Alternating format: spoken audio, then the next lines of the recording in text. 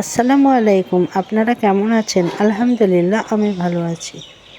আজ আমার ভিডিওটা করা হয়েছে একটা সবজির পরিচিতি করার জন্য, কারণ এই সবজিটা অনেক জায়গায় জনপ্রিয়, কোনো জায়গায় আবার জংলি ফল হিসাবেই পরিচিত। এই সবজিটা হচ্ছে ডোমর, যেই ডোমরে আছে প্রচুর পরিমাণ আয়রন এবং ক্যালসিয়ামে ভরপুর। এই সবজি ডোমরগুলো কাটার সময় কিন্তু হলুদ পানিতে ভিজিয়ে দিতে হয়, তা না হলে অনেক কালো হয়ে যায়। এখানে প্রচুর পরিমাণ আয়রন আছে বলে।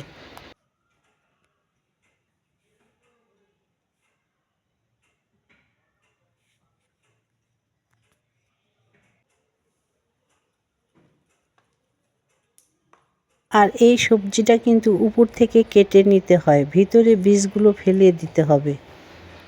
তার সময় হাতে একটু তেল মাখিয়ে নিতে হবে, তা না হলে হাত কিন্তু অনেক কালো হয়ে যায়।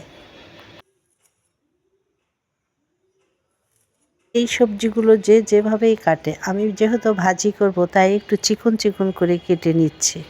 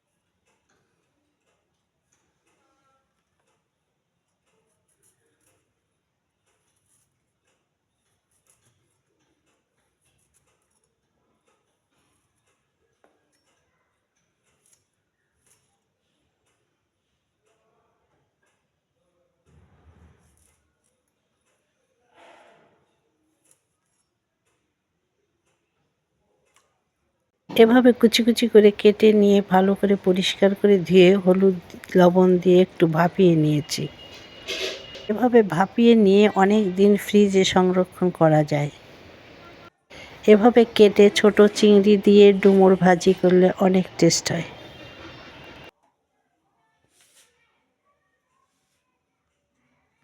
এখান থেকে আমি কিছুটা ফ্রিজে সংরক্ষণ করে রাখলাম, আর বাকিটুকু পেঁয়াজ দিয়ে ভাজি করব।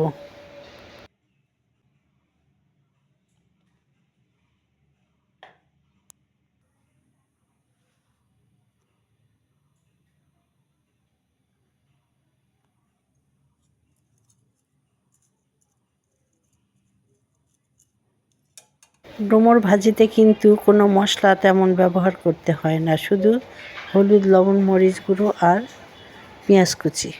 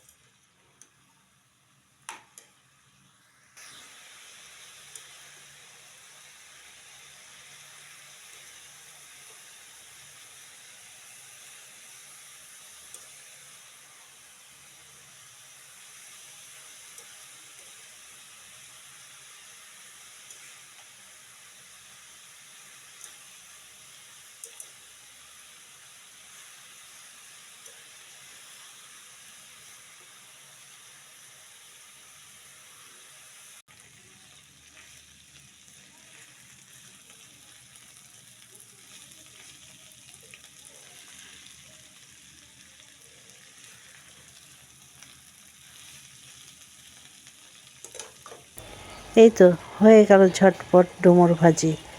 ক্যালসিয়াম আয়রনে ভরপুর একটা সবজি।